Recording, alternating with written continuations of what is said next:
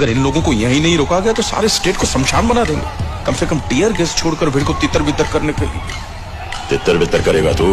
Commissioner, no arrest, no tear gas. वो चिल्लाते हैं तो चिल्लाने दो। पहले चिल्लाएंगे, बाद में थक जाएंगे, फिर भूल जाएंगे।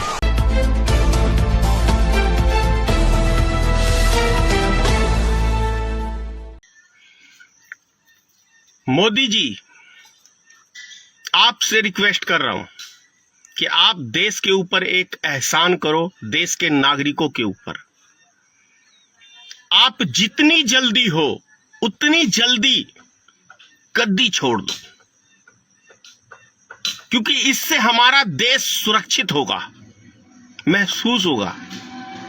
क्योंकि जब से आप गद्दी पे बैठे हो, इस देश के नागरिकों का जीना रुसवार कर दिया है और देश की आन बान शान को मिट्टी में मिला दिया है। मोदी जी, आपने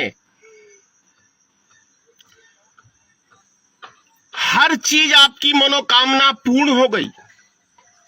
शादी करके घरवाली छोड़ दिया, वो मनोकामना पूरी हो गई।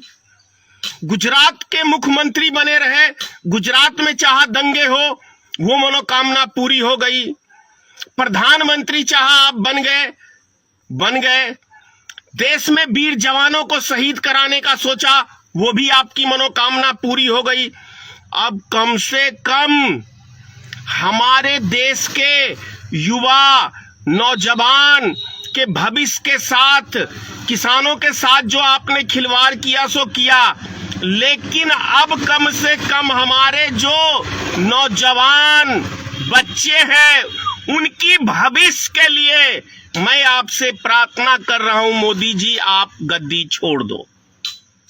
इसी में राष्ट्र की भलाई है, देश की भलाई है, और आप भारतीय जनता पार्टी के नेताओं की भी भलाई है, क्योंकि वो दिन दूर नहीं है।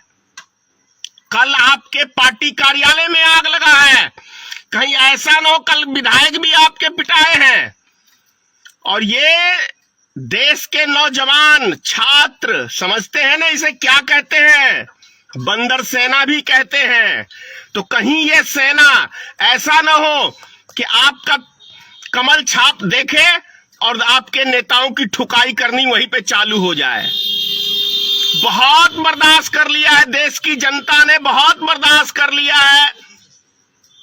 हमारे देश के किसानों ने, मजदूरों ने, व्यापारियों ने अब बर्दाश्त से परे चली गई है बात। तो मोदी जी, प्रेम से, शराफत से आप इस्तीफा दे दो। और जो आपने कहा था कि मेरा क्या है, मैं तो फकीर हूं, झोला उठा के कहीं भी चल दूंगा, तो आप झोला उठा के कहीं भी चले जाओ, दुनिया के किसी मुल्क में चले जाओ, लेकिन हमारा मुल्क को बख्श दो मोदी जी। इसी में आपकी भलाई है, नहीं तो आपका अंजाम हिटलर की मौत मरोगे। जय हिंद। अगर आप चाहते हैं गरीब हर वंचित इंसान की आवाज आप तक पहुंचे तो हमारे चैनल को सब्सक्राइब करें और बेल आइकन का बटन दबाना ना भूलें। देखते रहिए भोजन न्यूज।